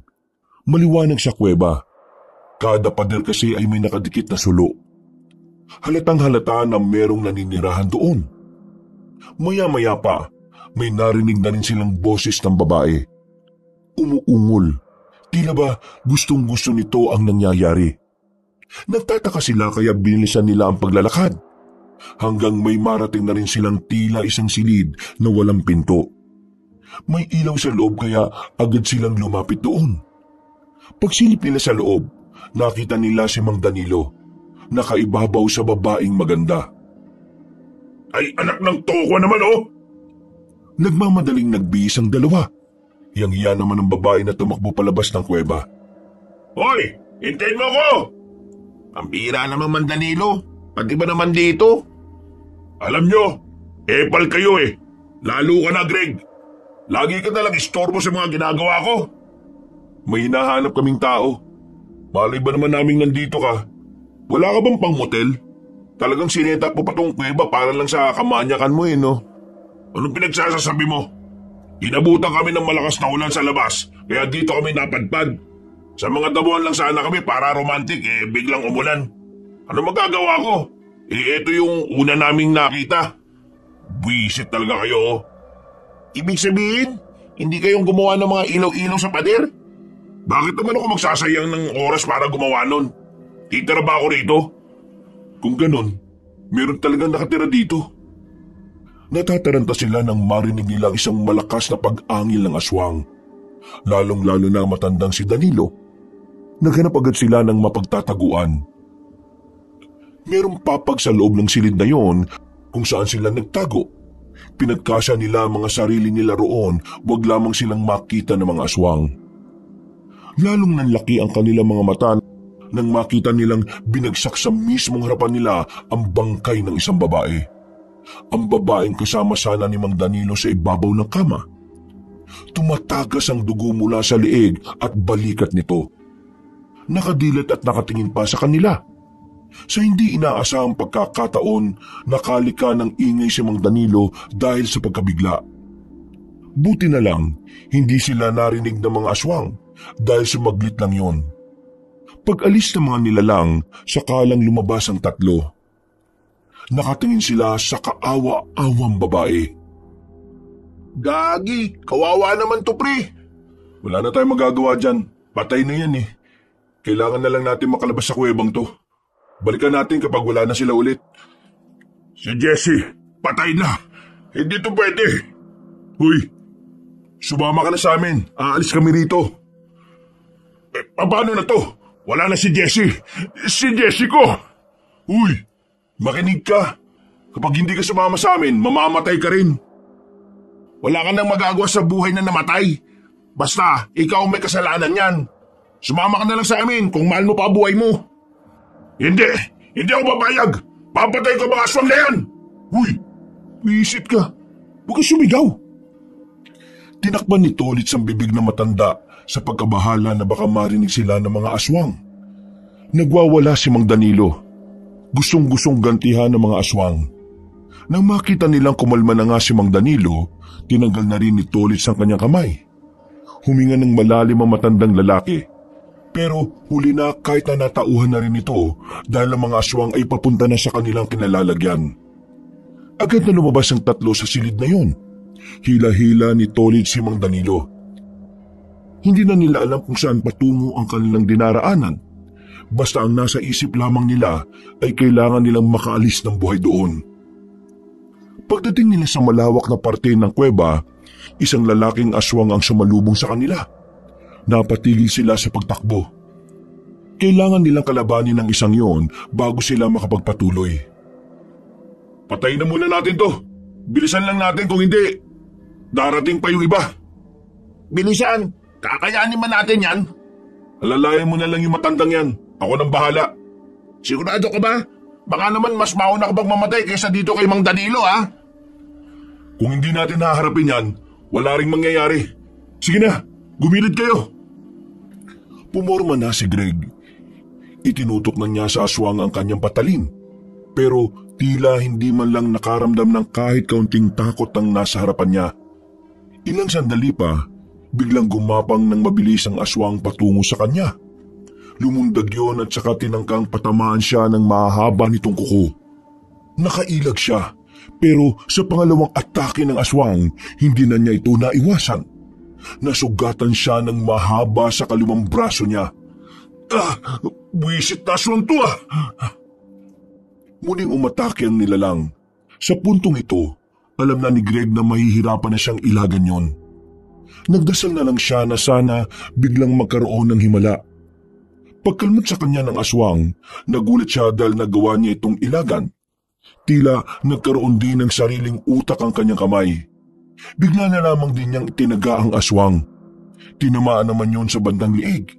Dahilan para mapatigil niya ito sa pag-atake. Maya-maya pa, tinaga niya ulit yon. At sa pagkakataong ito, bumagsak na ang aswang. Nangisay-ngisay pa yon bago tuluyang nalagutan ng hininga. Pre, ikaw ba yan? Paano mo nagawa yun? Bakit sobrang bilis mo? Hindi gawain ng tao yun ah. Siguro, Aswang ka rin ano? Sira ulo, niligtas na nga tayo pagdududaan mo pa. Tingin ko, ito na yung ibinigay sa akin ni Raya. Ngayon naman, oras na para umalis tayo dito at hanapin siya. Nang marinig na nilang paparating na ang iba pang mga aswang, hindi na sila nagsayang pa ng oras. Nagmamadali na silang tumakbo. Sinundan lang nila ang daan kahit na hindi nila alam kung saan sila dadalhin ng kuwebang yon. Habang tumatagal, padilim na ng padilim ang dinaraanan nila. Bagay na mas lalong nakadagdag ng kanilang kaba. Tama pa ba itong dinaraanan natin? Ang dilim na eh. Sumunod ka na lang. Salamat ka pa at isinama ka namin sa pagtakas eh. Reklamo ka pa ng reklamo. Mga ilang sandali lang ay natanaw na rin nila ang isang liwanag. Binilisan nila ang kanilang paglalakad sa pag-asang yun na ang lagusan palabas. Pero nang marating na nila yon, isang kamalasan pala ang nag-aabang sa kanila. Tumago sila sa gilid ng lumang kalsada. Nasa unang tingin pa lang, mukhang hindi na yon dinaraanan ng kahit na sino. Pero sa tapat, nakita nila ang isang sasakyan. Nakatutok ang ilaw sa kanila. Silaw na silaw sila kaya hindi nila alam kung sino ang nasa harapan nila. Ayun, sakto pre. Baka pwede mo naman kaming isakay. Pinatay ng lalaki ang ilaw ng sasakyan. Nang dumilim ay lalo nilang hindi ito namukaan. Pero sa mga oras na yon, masama na ang pakiramdam ng albularyong si Greg. Hindi siya komportable sa taong yon. Alam mo ba kung saan lugar na to? Kilala kita. Naalala ko boses mo. Teka, parang kilala rin kita. Agad na dumaloy ang kaba sa kalooban ni Greg nang maalala niya ang lalaking nakabanggaan niya. Ang lalaking tinutukoy ni Raya. Sa pagkakaalala niya, Jose ang pangalan nito. Kilala kita. Ikaw nga. Hindi ko alam kung anong ginagawa mo rito. Pero tingin ko, may hinahanap ka sa loob ng kuwebang yan oh. Alam mo na kung ano yon. Ngayon ko lang nalaman na ikaw pala nagtago at nag-alaga sa kanya. Amoy na amoy ko yung amoy niya sa pagkatao mo eh. Teka, sandali lang. Close ba kayong dalawa? Magkukwentuhan pa ba tayo rito? Naiya pa kayo eh no? Dapat, nagdala kayo ng alak at nagsimula na tayo mag-inuman. Kasi, wala naman sa peligro buhay natin eh ano? Sa katunayan, safe na safe tayo rito eh. Kaya dapat lang na magtagal tayo rito. Hiyang-hiya naman ako sa inyo, no? Mang Danilo, manahimik ka na. Wala ka namang ambag eh. Nasaan si Raya? Bigyan mo ako ng magandang dahilan kung bakit kailangan ko sabihin sa'yo.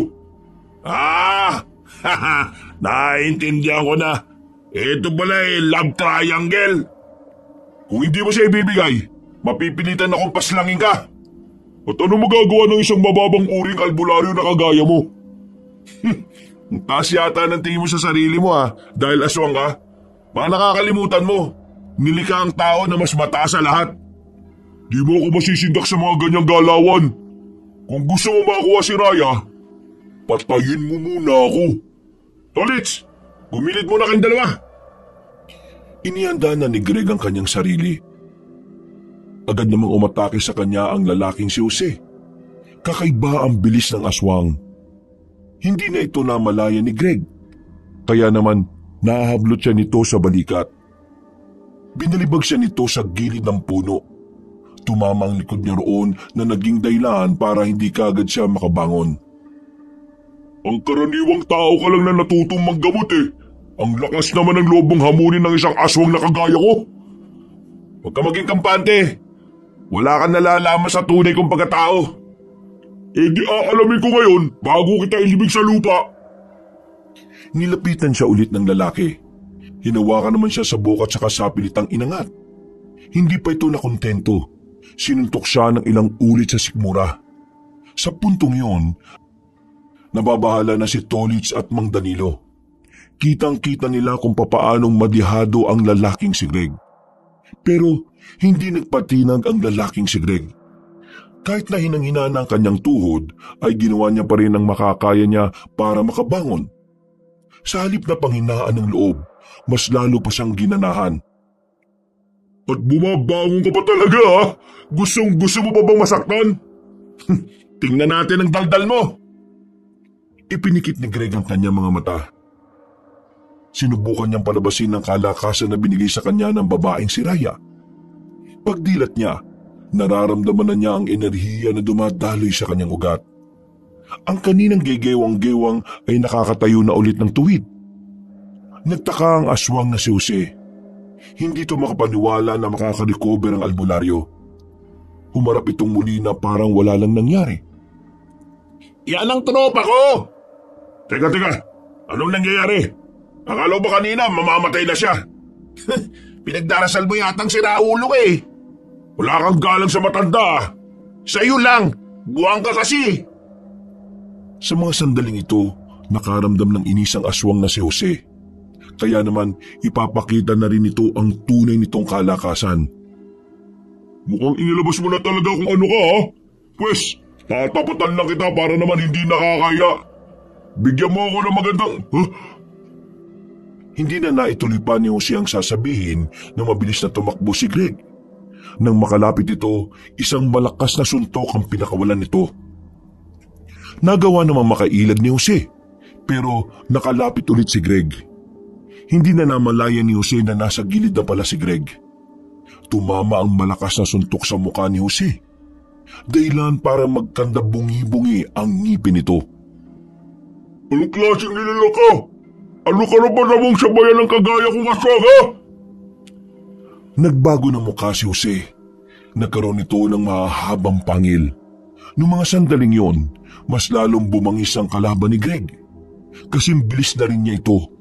Halos pantay na rin sila ng lakas. Papaslangin kita! Hindi ako magpapatalo sa isang mortal!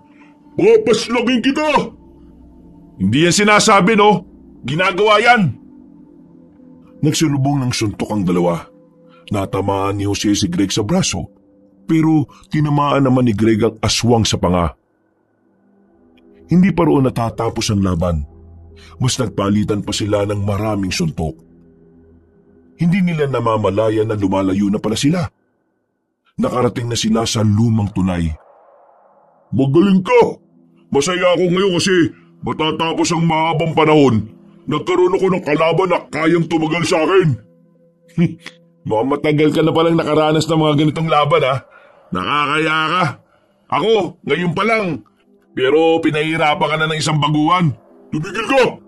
Hindi ko pakikinggan ang mga sasabihin mo. Papatay na lang kita. Muling umatake si Jose, pero agad din namang nailagan yun ni Greg. Nang makakuha ng tamang pagkakataon ng binata, agad niyang pinadapo ang kamao niya sa tiyan ng kanyang kalaban. Namilipit sa sakit si Jose. Nakaramdam na ito ng sakit kaya sandali itong natigilan. O bakit? Anong problema mo? Ang saya-saya ko ngayon. Ang ganda ng laban. Salamat ha, kasi binigyan mo ako ng ganitong uri ng laban. Huwag kang matuwa. Ito ng huling sandali mo. Tila naging bato-bato ang katawan ni Jose. Umumbok ang mga braso nito. Mas lumaki ang katawan kumpara nung una. Pero kahit na ganon, hindi man lang kinabahan si Greg. Nangingibabaw na kasi sa kanya ang lakas na ipinagkaloob sa kanya ni Raya. Hoy Aswang, kapag natalo kita sa laban na to, sasabihin mo na sa akin kung nasaan si Raya ha? Pero kapag ikaw ang natalo ko, kakainin ko ang dalawang kasama mo at magiging asawa ko pa ang diwata na yon. Tapusin na natin ang laban na to, Jose. Masyado nang mahaba ang oras natin eh. Kung yan ang gusto mo, tara! Muling gumapang na mabilis ang lalaking si Jose. Tumalon nito ng mataas. Pagbagsak nito, nagawang makaiwas ni Greg. Nakakita ng tamang pagkakataon ng binatang albularyo. Kinuha na ni Greg ang itak sa lapag. Mabilis niya itong itinarak sa tagiliran ni Jose. Nangugutin niya yon, ay binira naman niya ito sa hita. Napahiga na ang aswang at tinulak na si Greg sa liig ng itak. Wala kang pag-asang manalo ngayon. Kaya sabihin mo na sa akin kung nasan si Raya. Tingin mo, kakayanin mo si Dang. Wala ka ba sa kalingkingan niya? Hindi ka rin makakapantay sa kanya. Tama na, Daldal. Sabihin mo na kung nasan si Raya. Diretso niyo ang abandonadong daan na to. Sa pinakadulo nito, meron kayong makikitang lugar. Yan ang lugar naming mga aswang. Pupasok kayo doon para hindi na kayo makalabas mo ng buhay. Doon na kayo mamamatay. Ang dami yung pong sinasabi. Yeah! Tinuluyan na ni Greg si Jose. Namatay ang aswang na nakadilat ang mga mata. Nang masiguro ni Greg na natalo na nga niya ang aswang na yon, nakahinga na rin siya na maluwag. Maya-maya lang, dumating na rin ang dalawa. Ang galing mo talaga, pre. Kakaiba ka. Hoy, sabi mo nga sa akin, aswang ka rin ba kagaya nila? Bakit kakaiba bilis mo? Bakit pareho kayo maliksi? Tigas talaga ng bungo nito eh. Sinabi lang hindi aswang si Greg. May kakaibang lakas lang siya na binigay ng isang diwata. Diwata? Nasaan yung diwatang yon? Gusto ko makita yung diwatang yon. Isa lang kasi yung diwatang nakita ko si Raya. Tolits, bumalik na kayo. Mapanganib ang gagawin ko. Tutuloy ako para kunin si Raya. Pre, kakasabi lang ng aswang kanina, di ba? Lugar nila ang lugar na pupuntahan mo. Ibig sabihin, maraming aswang doon. Mamamatay ka ron kung mag-isa ka. Yatid mo na yung matandang yan. Magiging pabigat lang yan Wow Ako pa magiging pabigat Kung hindi nyo sana inistorbo yung bembangan namin ni Jessie, di sana hindi nyo ako kasama ngayon. Kung hindi naman namin kayo nakita, baka aswang ang nakakita sa inyo. Magpasalamat ka na nga lang kasi kami ang unang dumating Ayoko nang marinig ang mga sinasabi mo. Muwi ka na. Tolits, atid mo na to. Huwag na kayong dumaan sa kuweba Dito, parang may daan dito pa ikot Kailangan nyo lang akyatin. Ang Danilo, umuwi ka na mag-isa. Sasamahan ko ang kaibigan ko. Biglang napaisip ang matandang lalaki. Batid nitong maaari pa rin siyang mapahamak kapag bumalik siya. Kaya kahit na hindi nito kasundo si Greg, ibinaba na lamang nito ang pride nito. Hoy Greg, pwede bang sumama na lang din ako? Natatakot ako kung uuwi ako na mag-isa Baka mahala pa ako ng mga aswang. Narinig mo naman siguro kanina, di ba? Magiging pabigat ka lang. Wala kang iaambag sa amin. Sige, sumama ka. Pero kapag may nangyari masama sa'yo, hindi ka namin pananagutan Naintindihan mo? Pre, sigurado kayo sasama natin? Kailangan natin ng ipapain mamaya. Kaya isama na rin natin to. Kung sa bagay, tama ka nga. Anong pain ang sinasabi nyo? Hindi na nagsalita pa si Greg. Naglakad na rin ito at sumunod naman si Tolits at Mang Danilo. Hindi alintana ang kadiliman. Tinahak nila ang daan. Hindi na nakakaramdam ng takot si Greg sa mga sandaling ito. Ramdam na ramdam pa rin kasi niya ang enerhiya sa buo niyang katawan. Habang si Tolits at Mang Danilo naman, hindi maiwasang hindi kabahan. Sa uri ng lugar na tinatahak nila, hindi malabong bigla na lamang may lumabas na aswang para atakihin sila. Sandali lang. Masakit na pa ako kakalakad. Kanina pa tayo naglalakad 1 oras na rin. Malayo pa ba? Yan na nga ba sinasabi ko Reklamo ka ng reklamo O sige, magpahinga na muna tayo. Umupo sila sa gilid ng kalsada. Sinuyod ni Greg ng tingin ng paligid.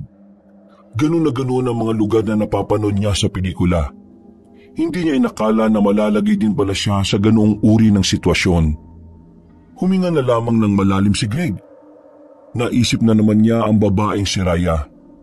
Nag-aalala na siya sa kaligtasan ng dalaga. Pinapanalangin na lang niya sana manatiling ligtas ang babaeng minamahal niya. Napahawak si Greg sa kanyang dibdib. Aminado na siya ngayon na tama ang nararamdaman niya kay Raya. Hindi na niya ito may tatago. Total, nagpapahinga na lang din naman tayo. May tatanong na lang ako sa iyo, Mang Danilo. Wow close ba tayong dalawa? Hindi, pero kapag iniwan ka namin dito, magiging close tayo bigla. Ito naman, ano bang itatanong mo? Bakit bang manyak-manyak mo? Hindi ko rin alam Basta kapag nakakakita ako ng magagandang babae, parang bigla ako nabubuhayan Kaya siguro hindi ka nagkakaroon ng asawa Hindi naman talaga ako nag-asawa. Kasi kapag nag-asawa ako, Tapos ang ganitong ugali ko. Masasaktan ko lang ang magiging asawa ko. Kaya ito, mas pinili kong maging single. Para kahit na anong oras pwedeng-pwede akong lumandi. Pwede kong ikama kahit na sino. Halip din pala ang mindset mo no. Buti, hindi ka kinakarma niyan. Karma? Hindi ako tinatablan nun ikaw, bakit wala ka pang asawa? Ang pangit mo kasi.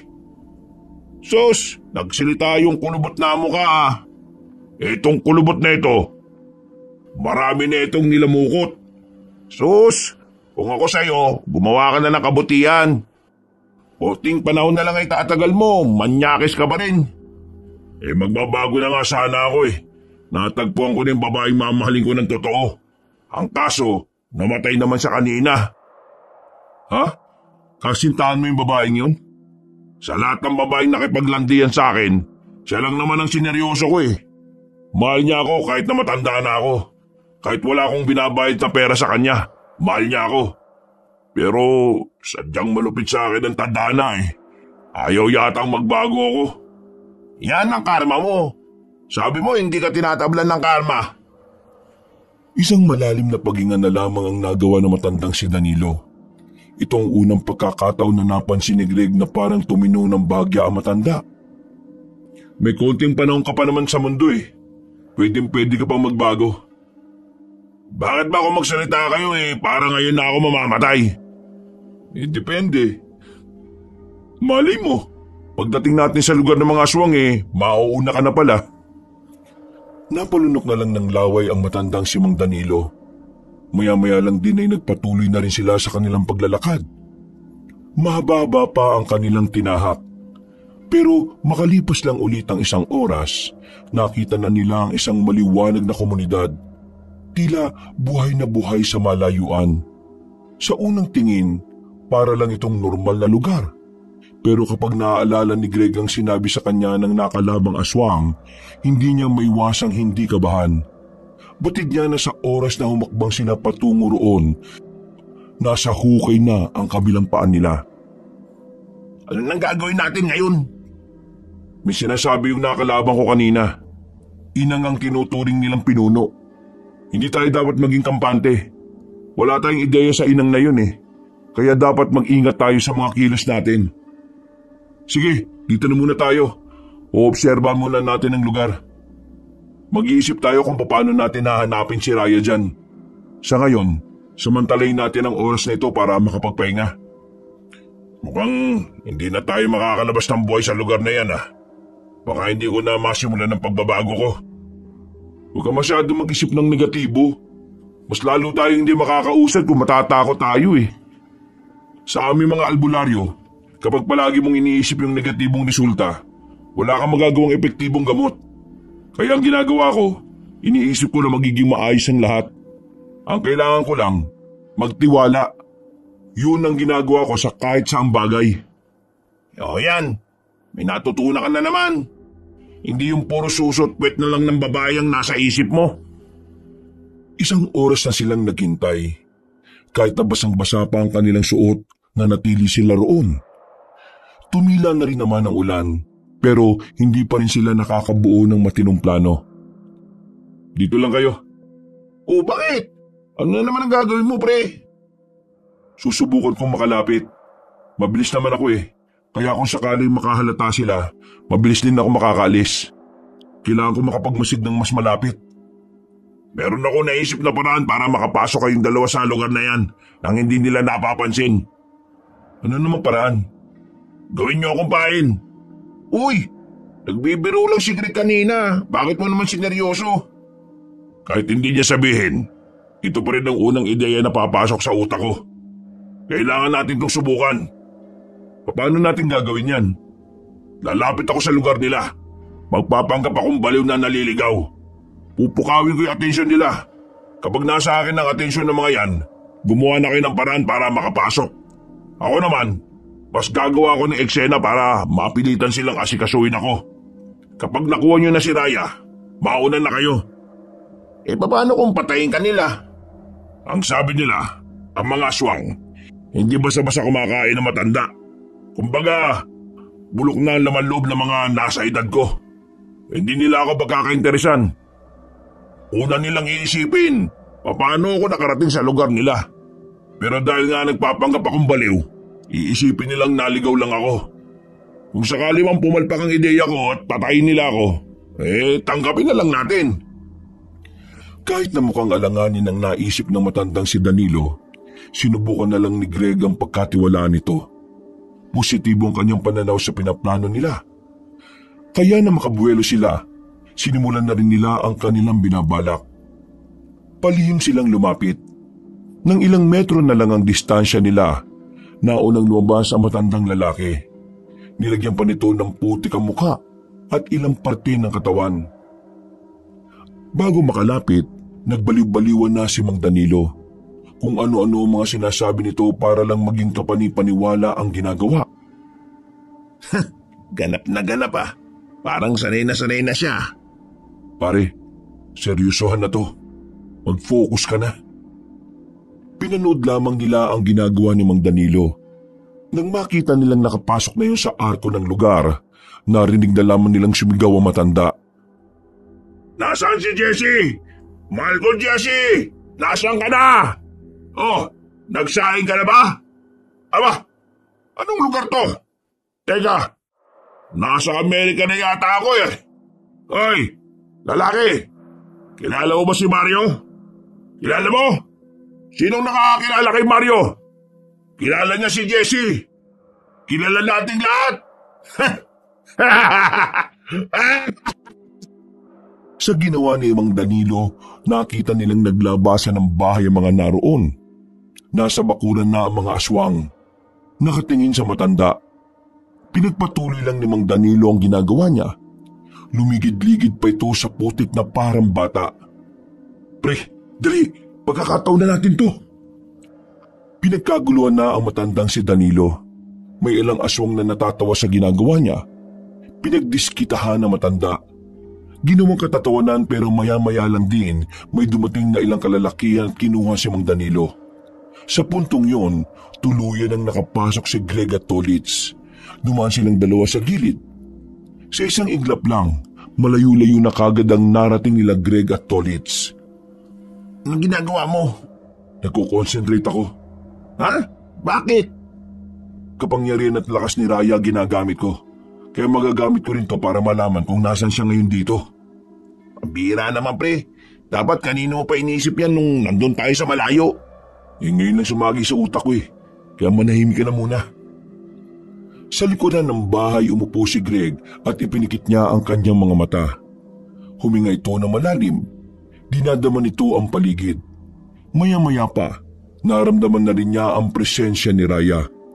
Nalaman na niya agad kung nasa ng dalagang diwata. Nasa gawing to. Dito ko siya nararamdaman. Tara, sumunod ka sa akin. Wala silang sinayang na pagkakataon. Agad nilang pinuntahan ang direksyon kung saan nakakulong ang babaeng si Raya. Hindi nagtagal, nakita na nila ang kulungan. May dalawang nagbabantay sa gilid. Dito ka lang. Bibilisan ko lang to. Dinukot ni Greg ang kanyang kutsilyo sa gilid. Ginamit niya ang kakaiba niyang bilis para paslangin ang dalawang aswang. Sinaksak niya ang mga yun sa leeg. Nang bumagsak na ang dalawang aswang, nilapitan niya agad ang selda ni Raya. Gawa lang sa makapal na sanga ang selda. Kaya ginamit niya ang lakas niya para wasakin yon. Pagtingin niya kay Raya, hinang-hina ang babae. Raya, ako to, si Greg. Greg, kailangan niyo akong itakas.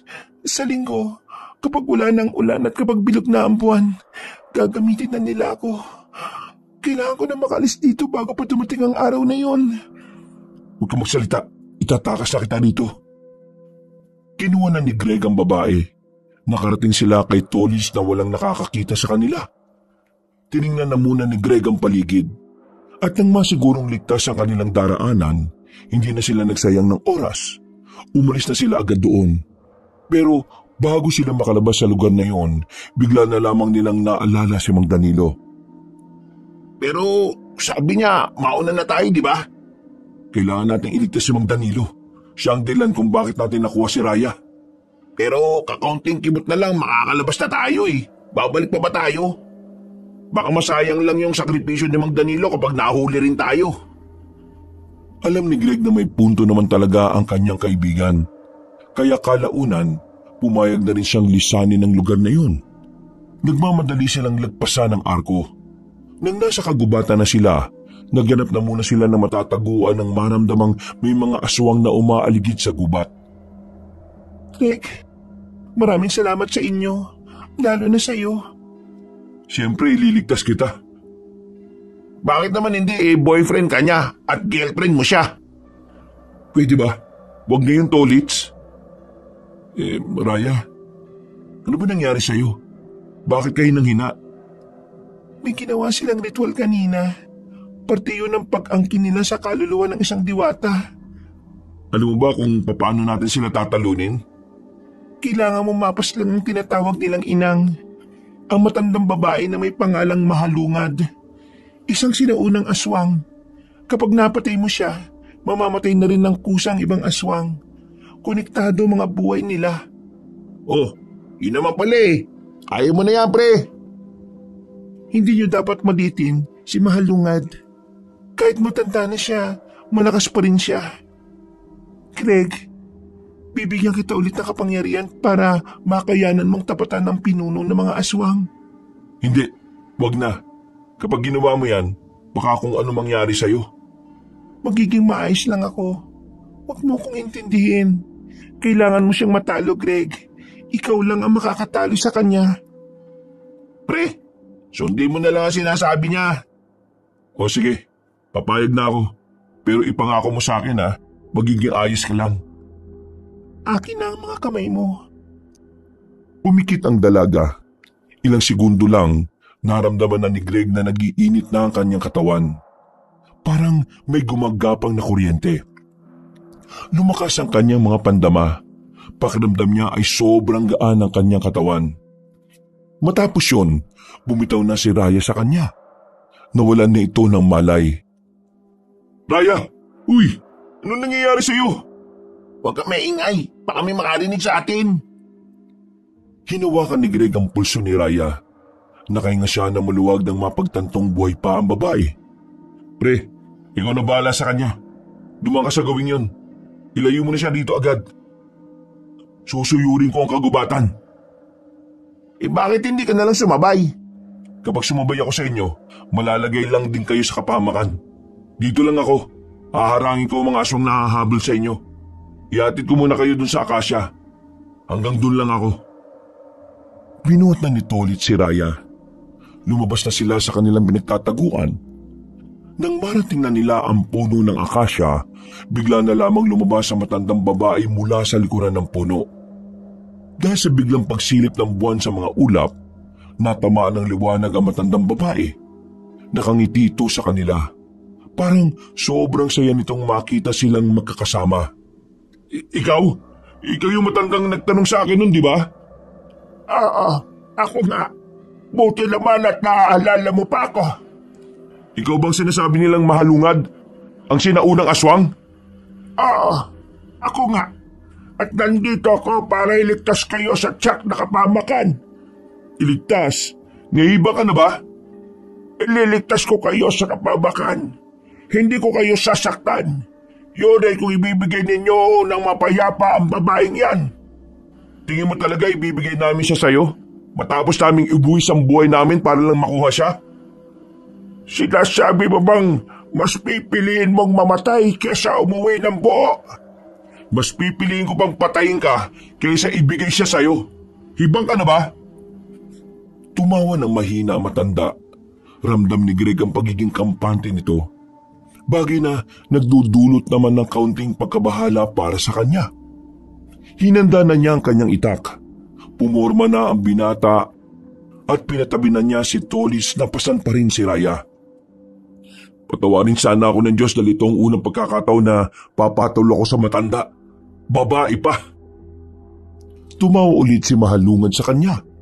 Tila hindi ito nababahala sa katapangan na pinapakita ng binata. Maya-maya pa, hindi na nagsayang ng oras ang binatang si Greg. Nagmamadali niyang nilapitan ng matandang aswang pero nahawakan lang ni Mahalungad ang kanyang itak. Walang kahirap-hirap na inago yun sa kanya at itinapon sa malayo. Gusto kong maging patas ang laban. Hindi ako gagamit ng patalim. Kamao sa kamao lang ang laban. Dumistansya agad si Greg. Aminadong nabigla siya sa pinakita ng kanyang kalaban. Dito niya nasabi na hindi problema ang edad para sa mga aswang. Hindi na muna siya umatake.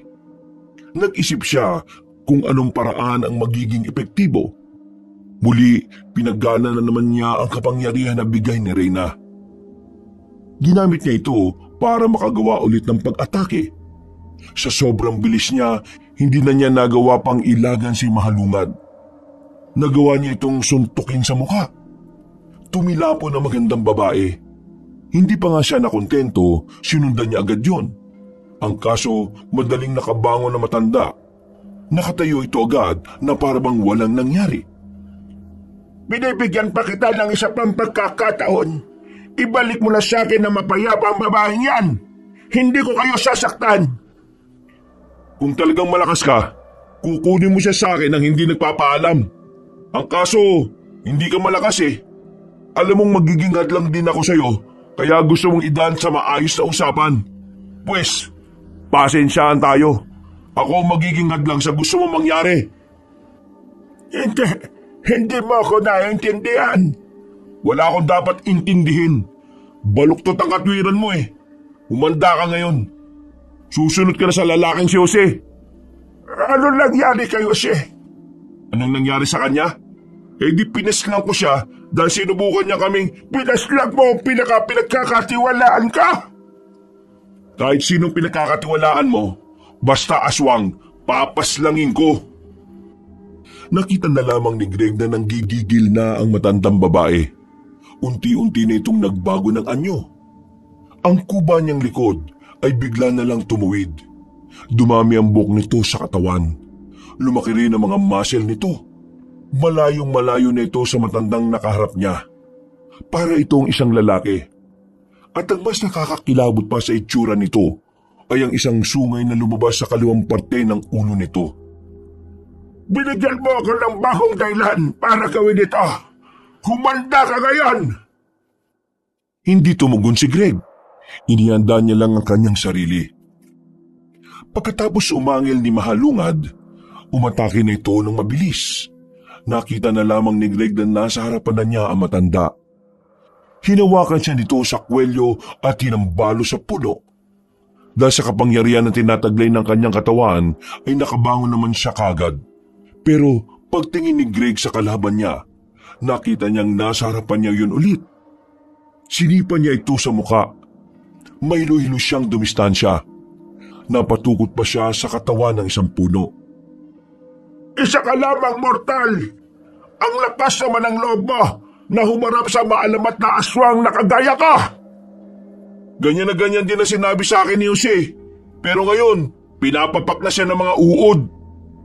Ngayon, ikaw ang papapakin. Pero hindi mga uod ang uubo sa'yo. Mga aswang! Muling umatake matandang si Mahalungad. Hindi yun magawang ilaga ni Greg. Masyado yung mabilis. Hindi niya mabantayan ang kilos nito. Kaya wala pang 10 minuto, bugbog na ang katawan ng binata. Pre, kaya mo yan. Isipin mo na lang na kailangan mo talunin na matandang yan kasi magpapakasal pa kayo ni Raya. Sa sinabing yun ni Tulits, tila nagkaroon ng bagong dahilan si Greg para mas tibayan ang sarili niya. Huminga siya ng malalim at saka sinubukang ikondisyon ng sarili. Kaso pagbangon niya, nasa harapan na niya si Mahalungad. Sinipa niya ito sa likod kaya napadapa siya ulit. Sa nakikita ni Greg, ramdam niya na pahihirapan muna siya ni Mahalungad hanggang sa tuluyan siyang mamatay. Ipapadama sa kanya ang sakit at paghihirap. Hindi na siya nakakuha pa ng tamang pagkakataon para umatake. Parang alam na matanda ang mga susunod niyang galaw.